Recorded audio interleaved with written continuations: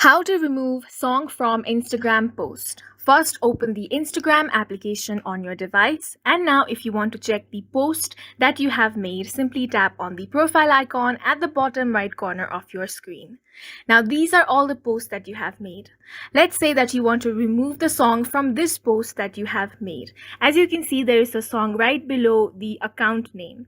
Now, if you want to remove this, let's tap on these three little dots and see if there is an option to remove the song.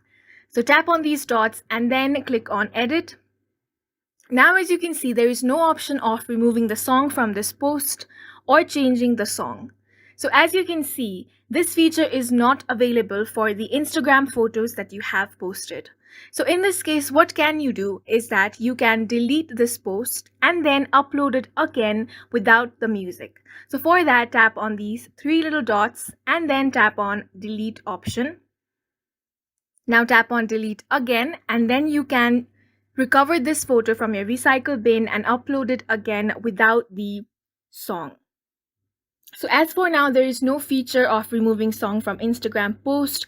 So do not download any third-party apps that says it can remove the song from your post. And that is it for this video. We hope you found it helpful. Please make sure to hit the like button and subscribe for more helpful tutorials.